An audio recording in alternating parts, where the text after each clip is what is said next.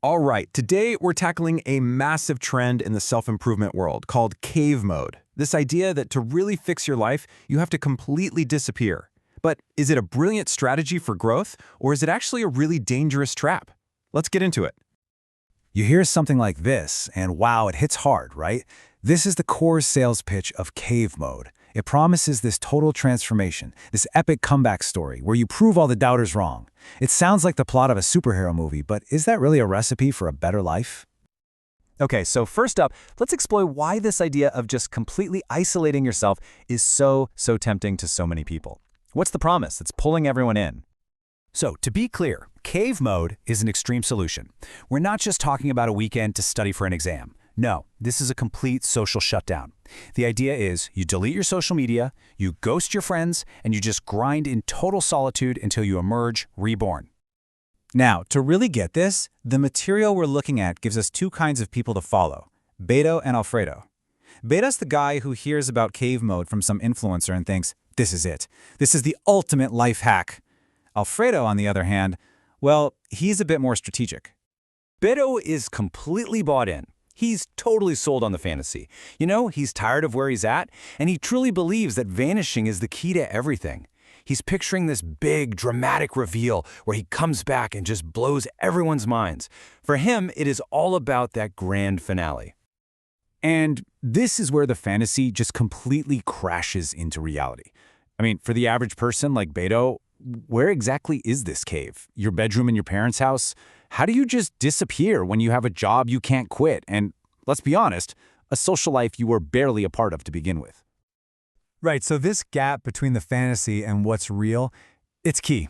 So now let's pull back the curtain on the kind of manipulative sales pitch that really powers this whole trend. The narrative they sell you is so seductively simple. First, they tell you you're not to blame. Nope, it's your friends, it's distracting society. So the solution? Just cut them all off. And the promise? You'll finally achieve everything you've ever wanted. You see, this pitch is genius, really. It does two things perfectly. It creates an external enemy, the haters, the distractions, so you don't have to look at yourself. And then it hands you this one simple, powerful weapon, isolation, that promises a final, decisive victory. But here's the thing, and this is the central argument we're pulling from our source material. For the very people this message is aimed at, cave mode isn't a strategy at all. It's a trap. And this is the real gut punch. For many people who find this whole cave mode idea so appealing, the hard truth is they aren't leaving some vibrant social life behind. They're already living in a state of isolation. I mean, does any of this sound familiar? The person who's drawn to this often has very few deep connections. They struggle with social anxiety. They feel invisible even when they're in a crowd. They're already in a cave. Calling it cave mode just slaps a cool, empowering label on what's actually a really painful situation. See, here's the twist. The whole narrative blames your friends for holding you back. But let's be real for a second. Is it really that one night out a week that's ruining all your progress?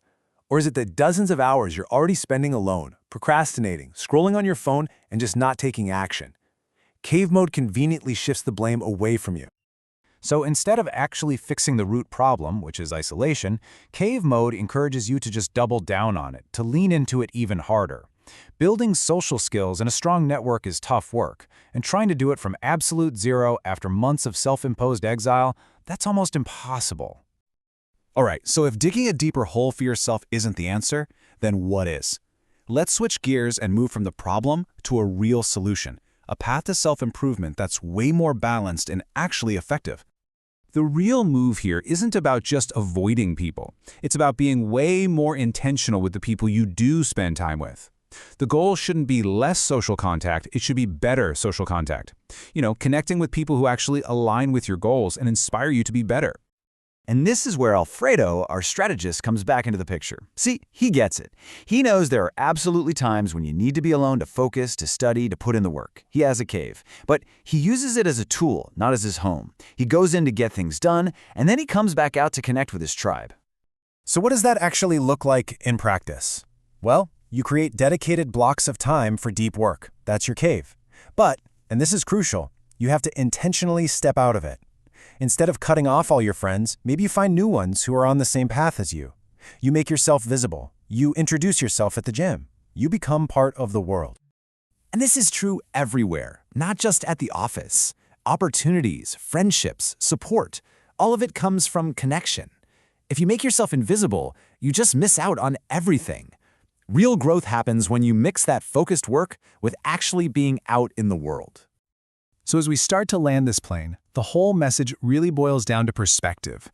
It's about understanding the huge difference between a tool you use for focus and a prison you build for yourself. And here it is, the final, hard truth. For someone who already has social anxiety, what's actually harder? Locking yourself in your room to grind, something you're probably already doing, or going out, facing the world, talking to new people and building relationships. Cave mode feels like a tough challenge, but for so many, it's just a cool-sounding excuse to stay right in their comfort zone. And that right there is probably the biggest takeaway from all of this. The lone wolf idea is a myth. Collaboration, mentorship, friendship, support, these are accelerators. The right people don't hold you back, they actually propel you forward, faster than you could ever go alone. And that's what this all comes down to, really. It's a question you have to ask yourself honestly. Are you choosing isolation as a strategic move from a position of strength, or are you retreating into it out of fear? Only you can answer that. Thanks for tuning in.